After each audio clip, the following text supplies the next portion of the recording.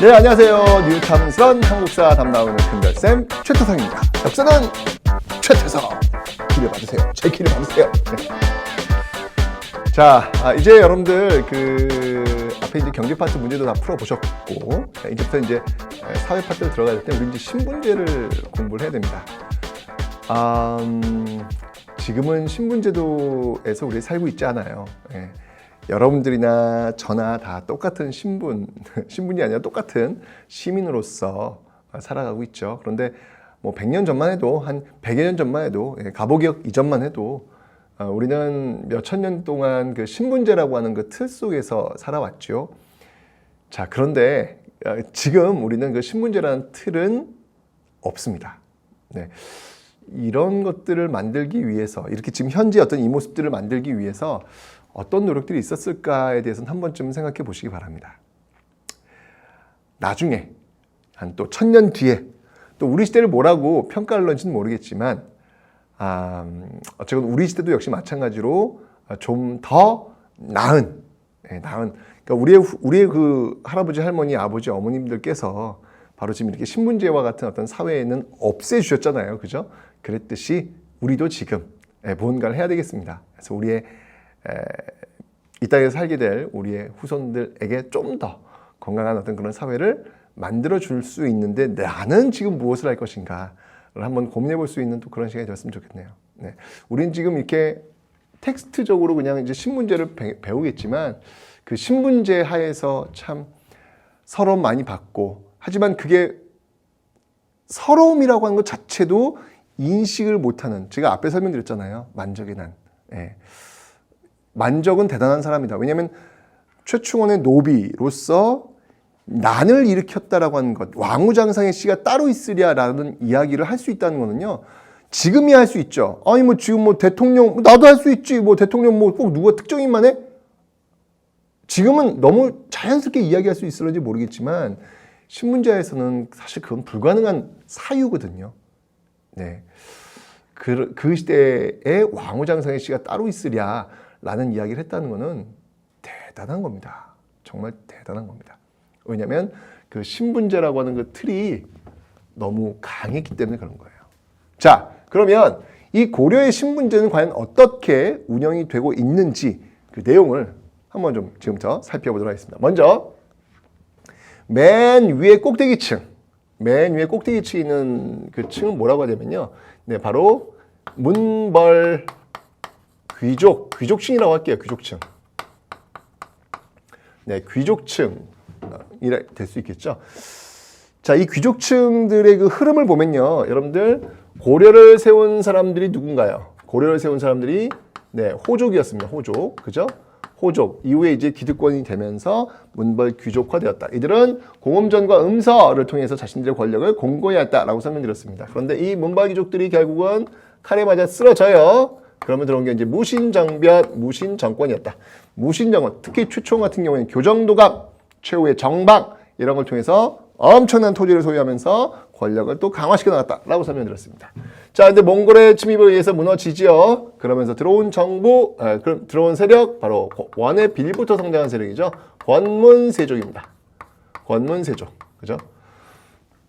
자, 이 권문세족 역시 마찬가지로 음서와 대농장을 통해 가지고 강과 강을 경계로, 산과 산을 경계로 어마어마한 토지를 가지면서 부를 창출해 나갔던 세력들이다라고 설명드렸죠.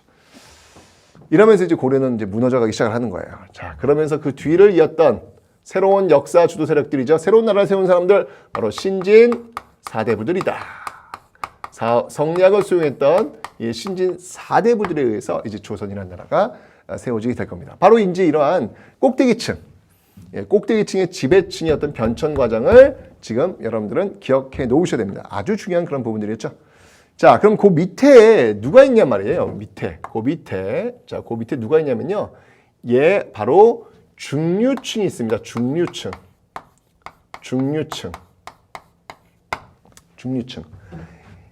이 꼭대기층과 이 중류층, 이 꼭대기층과 이 중류층을 우리는 지배층이라 그래요. 지배층이라고 하는데, 이 중류층은 그럼 어떤 세력이냐? 이 중류층은요, 하급 관리들이에요. 네, 하급 관리들. 하급 관리들. 여러분들 왜 이 하급 관리들이 받았던 그 직역의 대가로 받았던 토지 기억하시죠? 뭐 예를 들면 향리 같은 경우에는 외역전을 지급받았다. 뭐 군인 같은 경우에는 군인전을 지급받았다. 뭐 이런 이야기 제가 앞에 그 경제 파트 하면서 설명을 드렸습니다. 여기 있는 이 귀족들은 여러분들 어떤 걸 받았죠? 5품 이상의 귀족들은요, 공음전을 지급받았다라고 또 설명드렸고요. 그죠? 뭐 이 하급 관리들, 그러니까 이렇게 이제 지배층들을 이제 도움을 주는 어떤 그런 역할을 하는 사람들이 바로 이 하급 관리에 속하는 사람들이다라는 거, 그 정도만 기억하시면 되겠습니다. 자, 그 다음은 이제 누가 있냐면요. 예, 그 다음은 이제 일반 양민이 있습니다. 자, 일반 양민이 있는데, 자, 이제부터 여러분들 좀 고민을 하시면서 잘 접근을 하셔야 돼요. 일반 양민은 여러분들 크게 두 부류로 나눌 수가 있어요. 네, 크게 두 부류로 나눌 수 있는데, 어떤 부류와 어떤 부류가 있냐면, 이 양민은 여러분들 백정이라고 있습니다. 백정.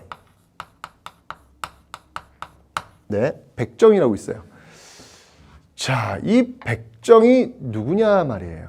이 백정이 누구냐 말이에요. 이 백정은 여러분들, 백정은 일반 농민을 의미합니다. 일반 농민을 의미합니다. 자, 그러니까 이 백정이 어떤 거냐면, 이 백자의 의미가 어떤 백자냐면, 휠백자, 그러니까 뭐 그냥 이 백자의 의미는 뭐냐면 이렇게 생각하세요. 그냥 없다. 없다의 의미예요. 네. 그냥 깨끗하다. 그렇게 접근하세요. 네. 없다의 의미예요. 없다. 뭐가 없냐? 정. 직역의 의무가 없다는 얘기예요. 직역의 의무가 없는 사람들. 이게 뭐예요, 여러분들? 이 위층에 있는 이 지배층들과 지금 비교가 되는 거예요. 이 지배층들은 지금 직역의 의무가 있어요. 어떤 의무가 있습니까? 국가를 위해서 일하는 이 사람들은 공무원들이잖아요. 그죠? 국가를 위해서 일하는 의무가 있는데 이 백정들은 그 정의 의무가 없다라고 보시는 거예요. 없다라고 이제 생각하면 되는 거예요. 그 의미의 백정이에요. 선생님, 이상하네요. 제가 알고 있는 백정은 그런 백정이 아닌데요.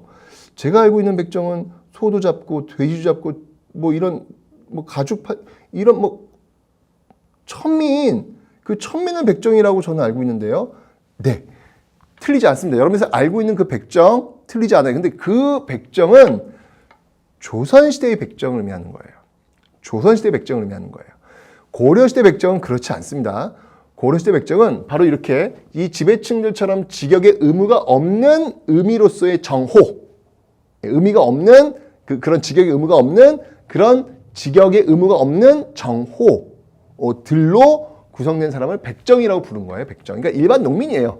농사 짓고 있는 사람들, 일반 농민들을 백정이라고 한다라는 것이죠. 요게 양민입니다. 요게 양민입니다, 여러분들. 꼭 기억해 놓으셔야 돼요. 조선의 백정과 고려의 백정은 다릅니다. 고려의 백정은 일반 양민이고요. 조선의 백정은 천민입니다. 네, 그 차이점들을 여러분들이 정확하게 인지하고 계셔야 되겠습니다. 됐죠?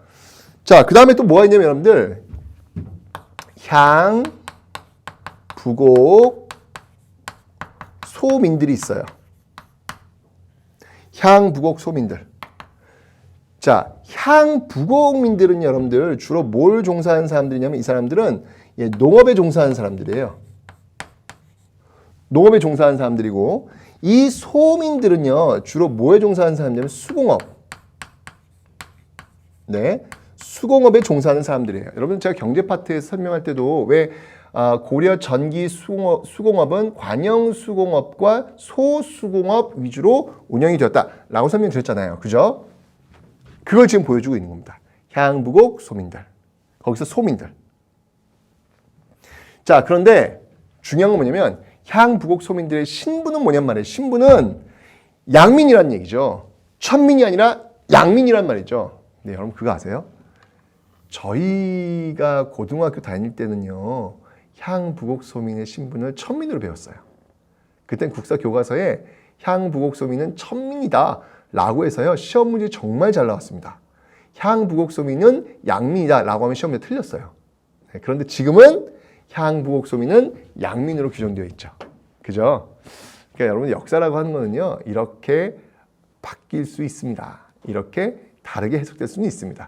뭐가 진리일까요? 라고 할 때 함부로 이야기하기는 쉽지 않더라. 그러니까 저희 때는 정답이 지금은 오답이 된다는 이야기죠. 자, 그래서 어떤 향부곡 소민들이 있는데요. 이 사람들은요, 그럼 일반 농민에 비해서 어떤 차이가 있느냐? 이 사람들은요, 세금을 더 내요. 네, 세금을 더 내요. 이 일반 백정에 비해서 세금을 더 많이 내고 있습니다. 그리고요, 거주 이전의 자유가 없어요.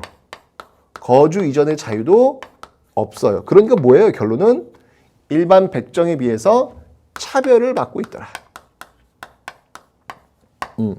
일반 백정에 비해서 차별을 받고 있더라. 라고 여러분들이 기억을 좀 해놓으시면 되겠습니다. 같은 양민이지만 이 향부곡 소민들은 이 백정에 비해서 차별을 받고 있더라. 라고 하는 거, 그 부분을 여러분들이 기억을 좀 해놓으시면 되겠네요. 자, 그럼 이 양민들은요, 어떤 의무가 있을까요? 이 양민들은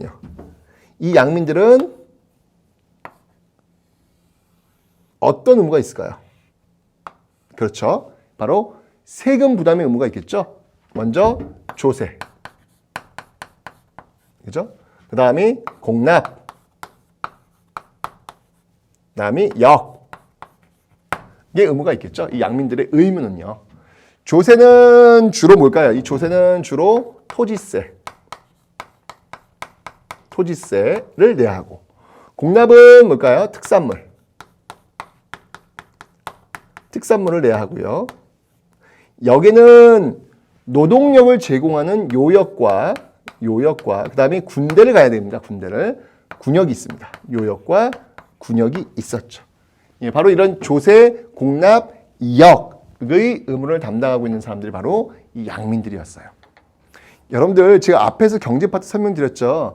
이 양민들이 만약에 자신의 토지를 가지고 있다면, 어느 정도 자급자족할 수 있는 토지를 갖고 있다면 이 양민은 자장농이 되는 거예요. 스스로 경작할 수 있는 농민 자장농이 되는 거예요. 그 자장농은 세금을 내야 돼요. 어디에? 국가에다가.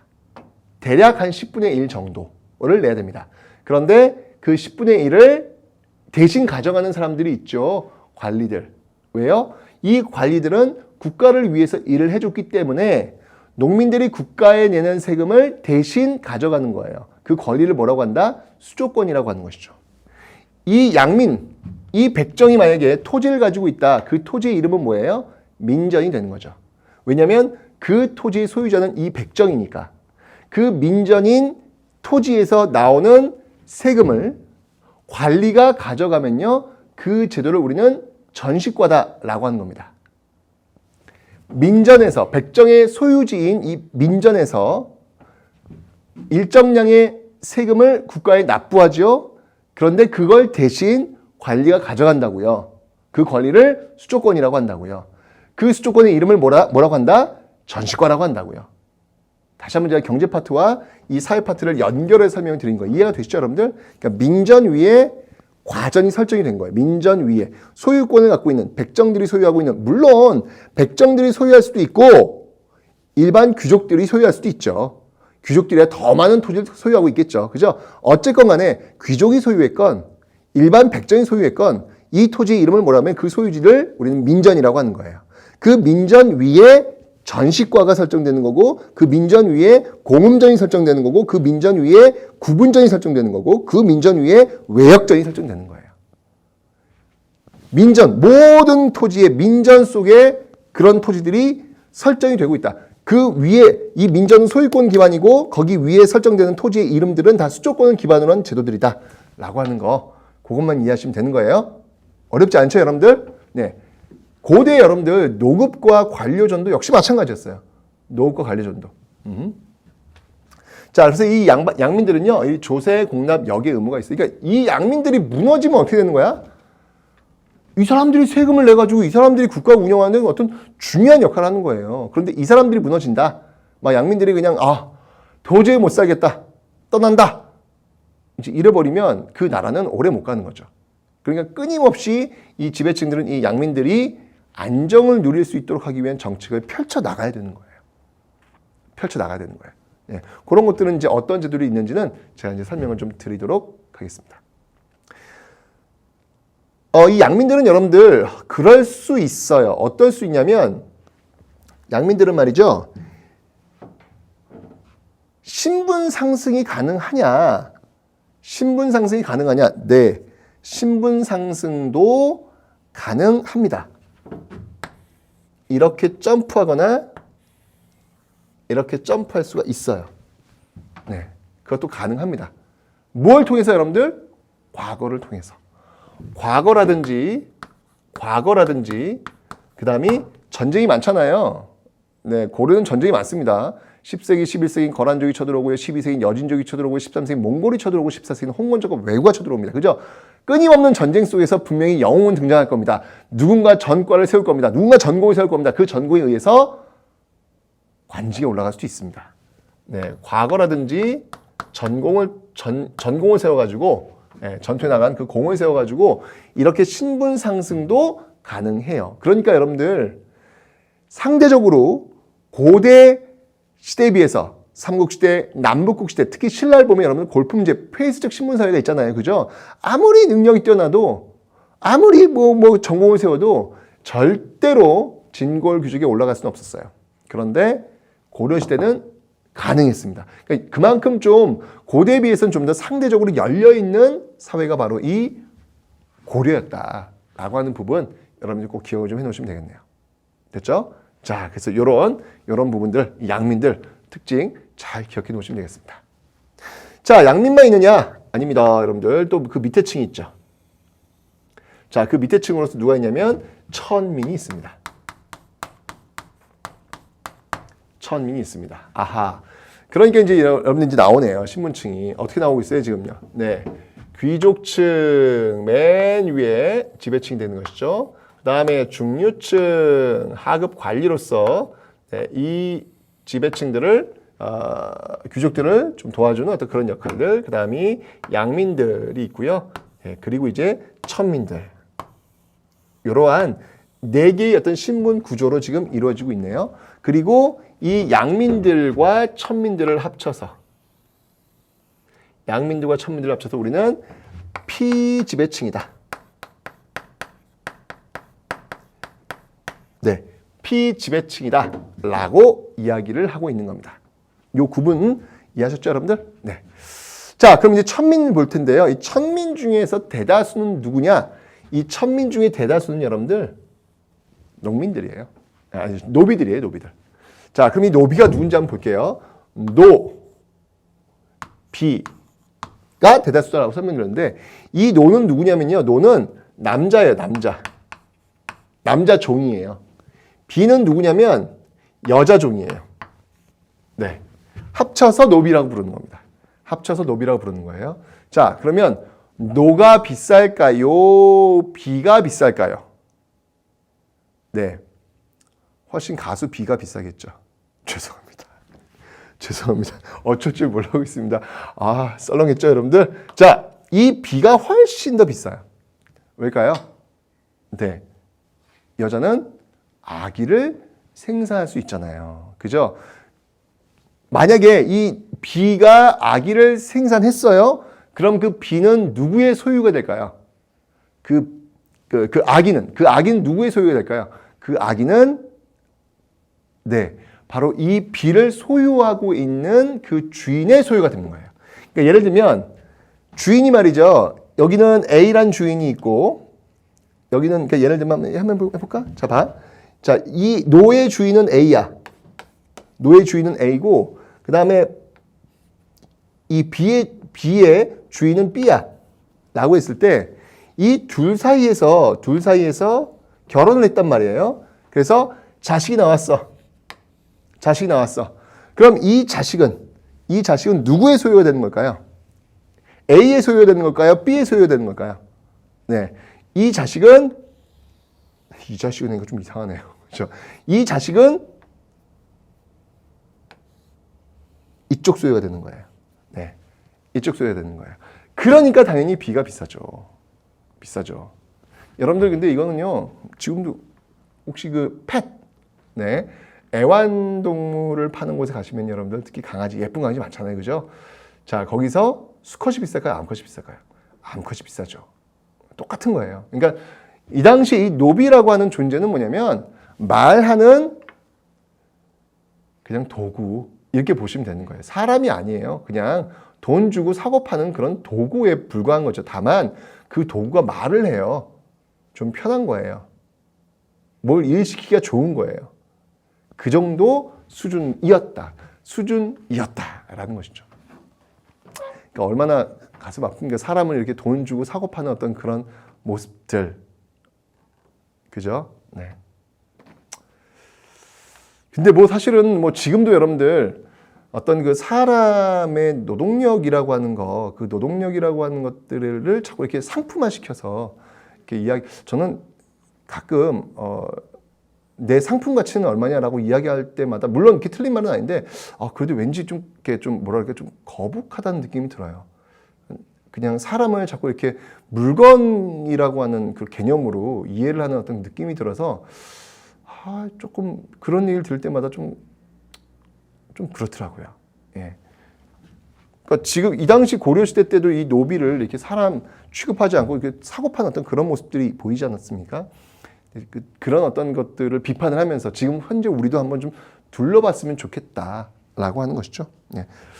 자, 이 노비의 종류를 한번 볼게요. 노비의 종류를 보면요. 네, 이벽 노비가 있고요. 네, 그 다음이 솔거 노비가 있어요. 이벽 노비는 뭐냐면 공노비예요. 공노비. 솔거 노비는 뭐냐면 사노비예요. 그러니까 공노비는 뭐냐면 국가나 관청이 소유하고 있는 것이죠. 예, 그래가지고 국가나 관청에서 일을 시킬 수 있는 그런 노비. 솔거 노비는 뭐냐면 일반 개인이 소유하고 있는 노비예요. 그 밖에 돌 수 있느냐? 네, 마님! 이렇게 오는 거 있죠? 네, 그게 바로 솔거 노비입니다. 거느릴 솔자예요. 네, 같이 거주하면서 거느리는 그런 노비. 이벽이라고 하는 건 뭐냐면, 네, 자기가 그 노동력을 제공하는 어떤 그런 노비라는 의미죠. 국가 관청이 소유한 공노비, 그 다음에 일반 개인이 소유한 사노비입니다. 그리고 플러스로 여러분들 외거노비가 있어요. 외거노비가 있어요. 외거노비는 뭐냐면 말 그대로 바깥 외자예요. 바깥쪽에 거주하고 있는 노비라는 겁니다. 그러니까 이 이벽노비와 솔거노비는 여러분들 어쨌건 간에 관청 소속이건 또는 개인 소속이건 그 안에 지금 소속돼서 그 안에서 활동하는 거잖아요. 그죠? 그런데 이 외거노비는 공노비 외거노비도 있고 사노비의 외거노비도 있어요. 그런데 이 외거노비는 어쨌건 간에 바깥에서 거주하는 거예요. 바깥에서. 그래서 이 외거노비는 일정량의 세금을 냅니다. 세금이라는 표현보다는 뭐 신공 이런 표현을 쓰는데요. 예. 자기가 토지를 소유할 수도 있어요. 그런데 그 소유한 것들에 대해서 일정량을 내야 돼요. 국가에 내건 주인에게 내건. 이런 일들. 그러면 외거노비를 가만히 보면 누구랑 비슷해요? 그렇죠. 일반 농민하고는 비슷하죠. 이 외거노비를 가만히 보면요, 여러분들. 가만히 보면 일반 양민과 유사한 일반 양민과 유사한 어떤 그런 모습들을 보이고 있더라라고 하는 것도 여러분들 좀 하나 알고 계시면 되겠네요. 됐죠?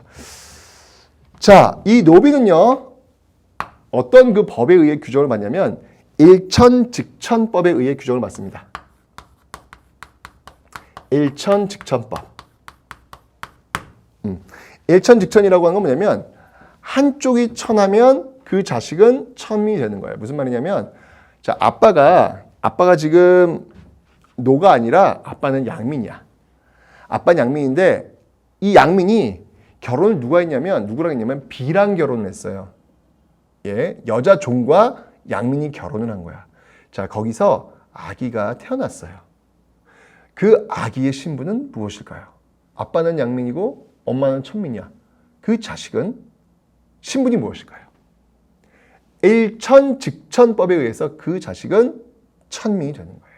일반 양민이 되는 게 아니라 천민이 되는 거예요. 그런데 이제 이런 방식으로 해서 천민이 많아지면 여러분들 사실 국가의 세금을 부담하는 층은 제가 양민이라고 설명드렸잖아요. 그죠? 국가로 봐서는 썩 좋지는 않겠죠? 이게 이제 조선시대를 넘어오면서 때에 따라 가지고 국가 재정의 확보가 필요할 때는요, 일천직천법이 좀 무너지기도 해요. 예, 일천직천법이 좀 무너지기도 합니다.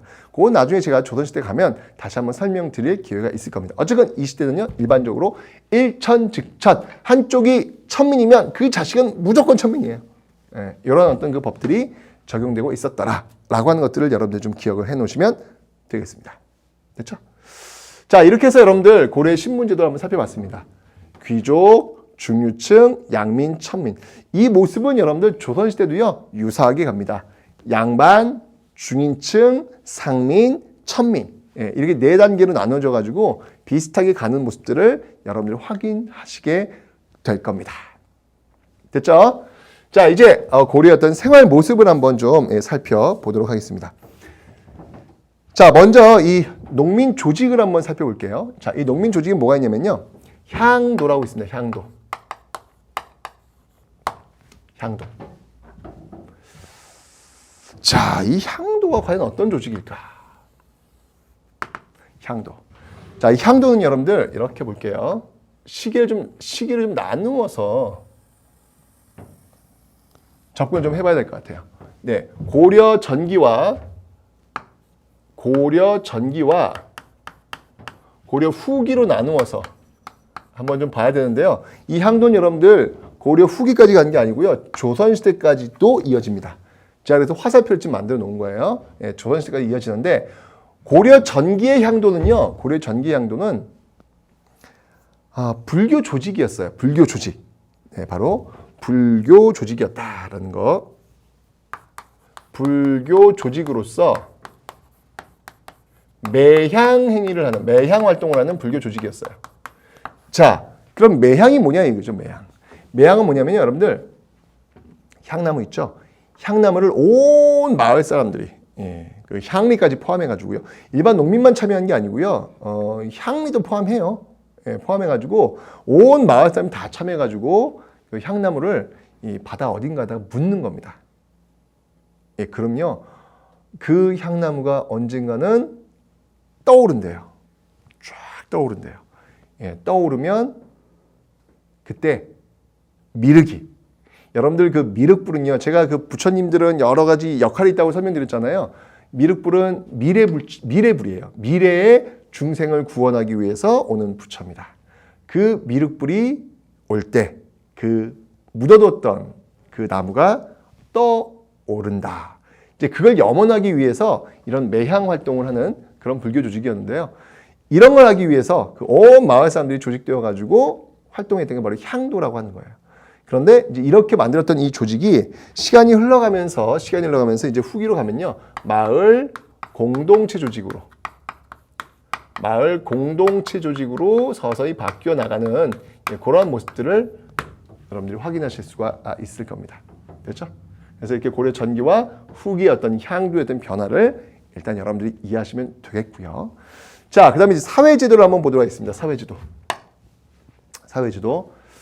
자, 요즘도 이렇게 참 어려운 사람들 정말 많죠. 네. 어려운 사람들 정말 많죠라고 하는 말이 굉장히 진부하게 제가 이렇게 느낌이 들리죠. 예. 이런 말하는 것조차도 이렇게 좀 이러면 안 되는데, 예. 정말 요즘 많은 것 같아요. 그런 사람들 그 복지 어떤 특히 사각지대에 있는 그런 분들을 위해서 우리가 해야 할 일들이 정말 많이 있구나라는 그런 생각이 드는데, 옛날도 역시 마찬가지였어요. 특히 여러분들 보세요. 이 양민들이 무너지면, 제가 이야기했죠. 이 양민들은 무너지면 안 돼요. 왜냐하면 조세 공납역, 즉 세금의 의무를 지고 있는 사람들이기 때문에 이들이 무너지면 나라도 무너질 수밖에 없는 거예요. 이거 구해야 합니다. 이거. 그죠? 그래서 그런 사람들이 무너지지 않도록 하기 위해서 여러 구휼 제도를 활용합니다. 자, 이 구휼 제도 여러분들 기억나세요? 고려 태조가 왕위에 오르면서 주도했던 세 가지 정책이 있습니다. 그 첫 번째가 뭐였냐면 민생안정, 두 번째가 뭐였냐면 호족정책, 세 번째가 뭐였냐면 북진정책이었어요. 그죠? 그 첫 번째 그 민생 정책은 여러분들 이 민중들의 어떤 삶을 안정화시키는 건데, 그래서 뭘 시행했죠, 여러분들? 흑창이라는 제도를 실시했어요. 흑창. 요 흑창이 이제 시간이 흘러가면서 의창으로 딱 바뀌게 되는 겁니다. 이 의창이라는 제도는 뭐냐면요. 어떤 제도와 유사하냐면 고구려의 진대법과 유사하죠.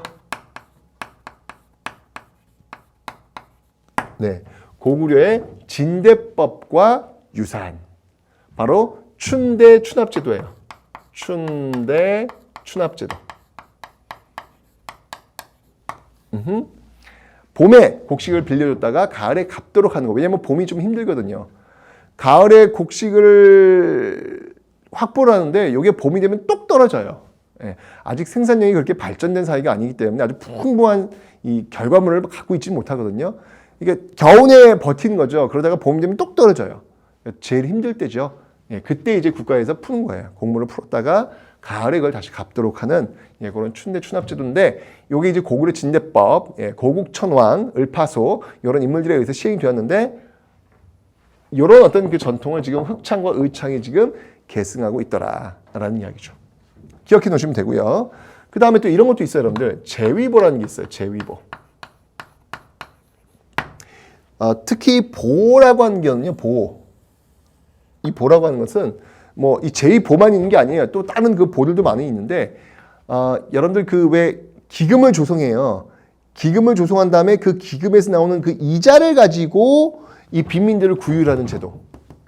이게 바로 제위보예요. 그러니까 이 보라고 하는 건 뭐냐면 이 보라고 하는 건 뭐냐면 이제 이자를 창출해서 그 이자를 가지고 자신들의 목적에 맞게 쓰도록 하는 것. 이런 것이죠. 그죠? 지금도 있는 것 같은데 영화 한 편을 보면은 뭐 문예진흥기금인가? 그런 것들이 그 티켓 값에 하면 들어가 있을 거예요. 그러면 그거를 가지고 돈을 모아서 또 그 이자를 갖고 이렇게 영화를 만드는 사람들을 이렇게 지원해 주는 그런 것들이거든요. 그런 역할이에요. 그런 역할을 지금 이 제위보에서 이 제위보의 대상은 뭐냐면 어려운 사람들, 빈민들, 그런 사람들 대상으로 해서 도움을 주는 그런 역할을 하고 있다라는 거 기억하시면 되겠습니다. 제위보가 있고요. 그 다음에 이제 또 이제 진짜 구급차 갑니다. 구급차. 네, 그게 뭐냐면 바로 구급도감 또는 구제도감과 같은 이 도감이라고 하는 건 여러분들 뭐라 그랬죠? 임시관청이라고 제가 설명드렸잖아요. 그죠? 전민, 변정, 도감. 도감이라고 하는 것은 어떤 목적을 달성하기 위해서 임시로 만든 관청이라고 했는데요. 이것도 마찬가지예요. 예, 갑자기 어떤 재난이 왔다. 그랬을 때는 이 도감, 구급도감이나 구제도감을 설치해가지고 그 어려움에 빠진 백성들을 도와주려는 그런 제도들이었다라는 것이죠. 그러니까 이러한 제도들은 빈민구휼제도이긴 하지만 또 다른 목적은 뭐냐면 바로 이 양민층이 무너지면 안 되기 때문에 이 양민이 무너진다는 얘기는 국가가 무너진다는 얘기이기 때문에 이 양민층의 최소한의 생활을 보장해 주기 위한 그런 제도들이었다라고 기억하시면 되겠습니다. 그 다음 이제 의료입니다. 의료. 사람 사는데 의료 기능이 없으면 안 되겠죠. 그죠? 자, 이 의료 기능에는 뭐가 있냐면요. 먼저 병원 같은 게 있습니다. 병원이 뭐냐면 동서대비원. 동서대비원. 네, 동쪽과 서쪽에서 큰 자비를 베푸는 그런 곳이다. 그런 병원이다라는 의미죠. 개경의 동쪽과 서쪽에 이렇게 설치가 되어 있는데요. 이 동서대비원은 병원과 같은 역할을 하고요. 병원과 같은 역할을 하고요. 그 다음에 혜민국이 있어요. 백성들에게 은혜를 베푸는 그런 관청이라는 의미죠. 바로 이거는 약국이에요. 약국. 약국. 자, 이렇게 동서대비원과 혜민국을 설치해가지고 또 힘들어하는 그런 백성들에게 또 이렇게 그 힘든 부분을 또 이렇게 보장해주는 어떤 그런 모습들이 보이고 있습니다. 자, 다음은 이제 법률을 한번 볼게요. 법률. 사람 사는데 법이라는 게 있을 거 아니에요. 그죠? 이 법률은 뭐가 있냐면 당률, 즉 당나라 법이 있어요. 당률. 당률 중에서도 여러분들 왜 사람들 그 벌 주는 게 있는데 그게 뭐가 있냐면 태, 장, 도, 유, 사. 와 같은 그런 제도가 있습니다. 태라고 하는 건 뭐냐면 회초리, 때리는 거예요. 혹시 요즘도 회초리 맞아보시나요? 아니죠. 요즘은 그 회초리 드시는 선생님들이 거의 없어요. 그죠? 옛날 저희 때는 참 태형이 난무했습니다. 네, 1교시부터 8교시까지 1시간도 태영이 빠지면 왠지 모르게 기분이 안 좋았어요. 왠지 불안했죠. 네, 뭔가 태영식이 한번 있어야 되는데 없으면 왜 이렇게 넘어가지 할 정도로 그런데 요즘은 요즘은 여러분들이 잘 맞지를 못하더라고요. 네, 그냥 이렇게 자로 그냥 손바닥을 탁 해도 뭐 자지러지더라고요. 그냥요. 옛날에는 자는 그런 태영의 도구가 전혀 아니었습니다. 네, 기본적으로 어쨌든 간에 자, 지금은 이제 어떤 그런 태영 별로 없죠. 네, 회초리 없습니다. 장형은 뭘까요? 장형은 뭐냐면 곤장. 네, 곤장. 네. 여러분들 이 곤장은요, 왜 그 사극에서 보셨죠? 왜 엉덩이 이렇게 딱 까고 넓적한 걸로 그 엉덩이 판을 때리는 거잖아요. 근데 그 옆에 그 곤장을 때릴 때 그 옆을 잘 보시면 물통이 하나 있어요. 물통이. 그 물통이 뭔지 아세요, 여러분들? 네. 그 곤장에다 이 물을 먹이는 거예요. 이 물을 먹여가지고 탄력을 딱 주는 거죠. 그래서 쫙 주면은 그 곤장 넓적한 그 바닥이 이 엉덩이를 휘어 감아요. 쫙 감아서 쫙 떨어뜨리면 어떤 경우는 살점도 떨어져 나옵니다. 이 곤장, 너를 곤장 100대에 쳐라. 그건 죽으란 얘기예요. 한 3대만 맞으면 기절합니다. 엄청나게 아픕니다, 이건요. 맞아본 사람처럼 얘기하고 있죠? 네, 경험 다 했거든요. 예, 저 나이 때를 살았던 분들은 다 압니다. 이게 뭔지 느낌이 팍팍 와요. 근데 여러분들은 지금 느낌이 잘 안 오실 거예요. 예. 자, 어쨌건 그런 그 곤장 쫙쫙 오는 게 있습니다. 그 다음에 도형은 뭐냐면요. 도형은 감옥에 가는 거예요. 예, 감옥에 가가지고 거기서 이제 노동력을 하는 거죠. 네.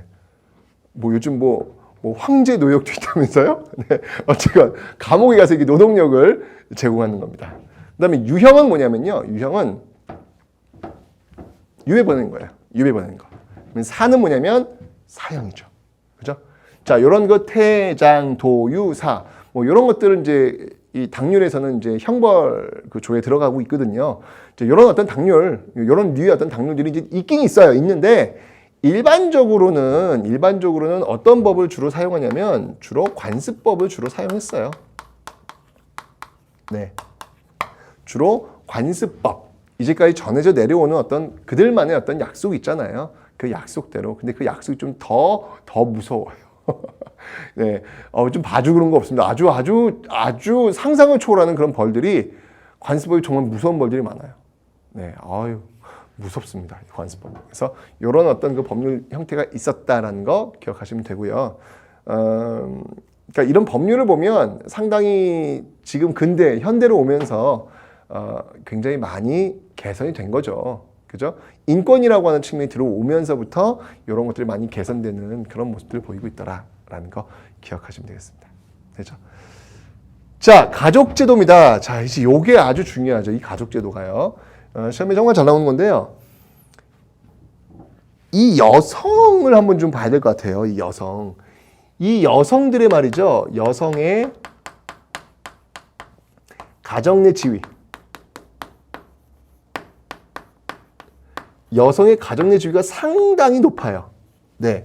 여성의 가정 내 지위가 상당히 높더라. 여성의 가정 내 지위가 상당히 높더라. 라고 하는 것. 아주 중요한 부분입니다, 여러분들. 사실 이 여성의 가정 내 지위가 상당히 높다고 하는 것은 이거는 조선 초기까지도 쭉 흘러가요. 흘러가는데 어떻게 있냐면 우선 여러분들 가장 기본적인 거 여러분 돈 문제죠, 돈 문제. 네. 부모님이 돌아가셨을 때 이 자식들이 서로 싸우는 그런 모습들을 보이는 경우가 있습니다. 네. 이제 그런 집안은 이제 콩가루 집안이다 이렇게 얘기를 하죠 지금. 옛날엔 말이죠. 옛날에는 장남이 부모님의 재산을 더 많이 가져갔어요. 그 옛날이라는 기준은 어떤 기준이냐면 1991년 민법이 개정이 돼요. 1991년 뭐 아주 먼 옛날이 아닙니다, 여러분들. 예, 요즘 현대에 있는 일이죠. 1991년 민법이 개정되면서 지금 현재까지 비로소 혹시 부모님이 돌아가셨을 때 재산이 있는 경우 특별한 유언을 남기지 않으셨다라고 했을 때는 그 재산을 똑같이 나눠야 합니다. 지금요. 똑같이.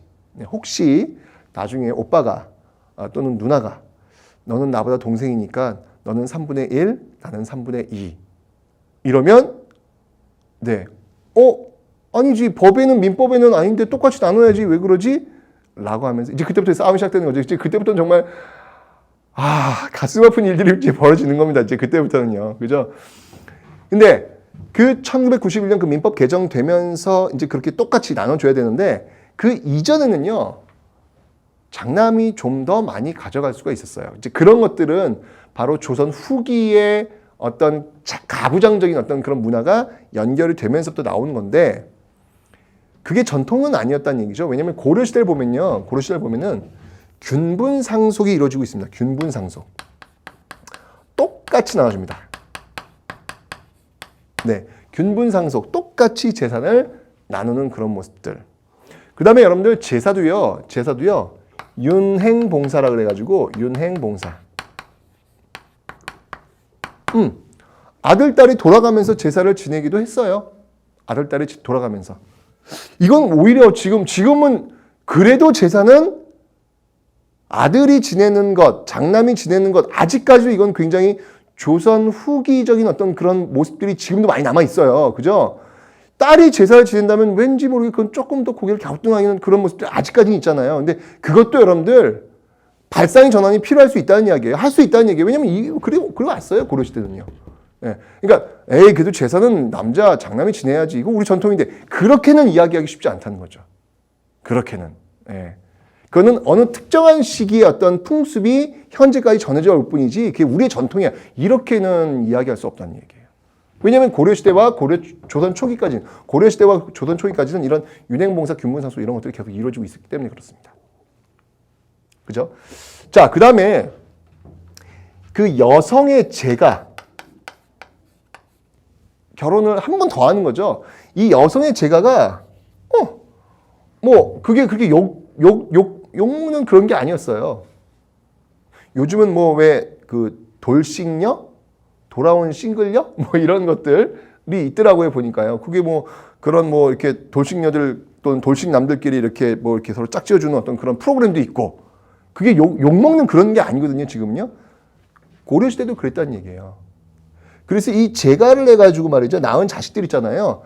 그 자식들이 당연히 재가를 해서 낳은 자식들이 차별받지도 않아요. 자식들이 차별받지도 않습니다.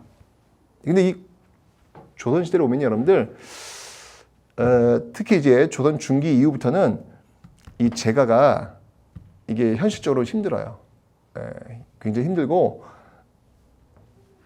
물론 이건 이제 조선 전기 아예 성종 때인가요? 그때부터 이제 이런 재가 금지 이런 게 나오긴 하지만, 그게 이제 그 사회적으로 이제 정착이 되는 시점은요, 이게 중기 이후부터 후기까지 연결된다고 보시면 되는데, 자식들이 여러분들 이렇게 재가에서 낳은 자식들이 문과응시도 금지가 돼요. 문과응시도. 그러니까 차별을 받는 것이죠.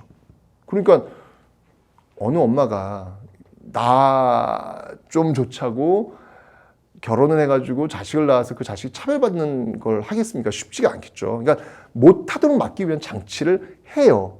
근데 고려시대는 그렇지 않았다는 얘기죠. 고려시대는 그렇지 않은 모습들 기억하시면 되겠습니다.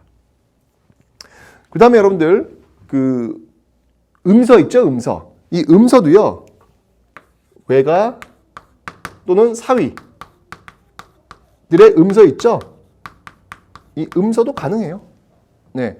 꼭 친가 쪽의 어떤 그런 음서만 있는 그런 것들이 아니다라는 겁니다. 외가 쪽과 사위 쪽도 음서의 혜택을 받을 수가 있습니다. 그러니까 친가야, 외가야 이제 이런 구분 자체가 고려시대는 그렇게 크지 않았다는 이야기죠. 그 다음에 여러분들 또 뭐가 있냐면 나이 순으로 호적에 기재가 되고 있습니다. 나이 순으로 호적에 기재가 되고 있습니다. 이 나이 순 호적 기재는 뭐냐면요. 이 조선시대로 가면요. 특히 이제 조선 중기 후기 쪽으로 이렇게 가면요. 여자아이가 장녀야. 그럼에도 불구하고 그 뒤에 이제 남자들이 태어나면 남자를 먼저 호적에 올렸어요. 그러니까 이 남성 가부장적인 어떤 그런 문화들이 지금 들어왔다는 얘기죠. 근데 고려 시대는 나이 순으로 여자가 먼저 태어났으면 여자 먼저, 그 다음에 남자 먼저, 그 다음에 남자 이런 식으로 해서 나이 순으로 호적 기재했다. 그러니까 이런 걸 보면은 이 여성의 가정내주의가 상당히 높았다라고 하는 모습들, 그런 모습들 여러분들 확인하시면 되는 겁니다. 이렇게 고려를 이제 들여다보면요, 상당히 고려는요 다양성이 존중되었고 그리고 상대적으로 좀 개방적인 그런 특징을 가지고 있습니다. 분명히 조선의 색깔과 좀 달라요, 이 고려는요. 그래서 굉장히 매력적인 그런 하다 보면은 독특하네 이런 굉장히 열려있는 그런 모습들. 장관의 말이죠. 나라 정책 주관하는 장관의 외국인들도 과감히 등용하는 모습들도 보이고요. 굉장히 독특한. 광종 때 이제 쌍기 같은 사람은 외국인이잖아요. 그 외국인 등용해가지고 우리나라에 저 수능제도 그 과거제 도입한 거 아닙니까? 그죠? 그러니까 그런 식으로 고려는요, 공부를 하면 할수록 굉장히 그 독특한 그런 매력이 있는 그런 나라다. 고려만의 색깔을 한번 찾아보는 것도 재미있겠다라는 그런 생각이 듭니다. 자, 이렇게 해서 고려의 사회를 한번 살펴봤습니다. 개방과 다양성이라고 하는 어떤 그런 키워드를 갖고 살펴봤는데요. 자, 이제 다음 시간에 여러분들 이제 이와 관련된 문제를 풀어보면서 어떻게 문제 유형들이 나오는지 그런 시간들을 한번 가져보도록 하겠습니다. 자, 오늘 고생 많이 하셨고 여러분들 다음 시간에 또 건강한 모습으로 오도록 하겠습니다. 여러분들 안녕히 계세요.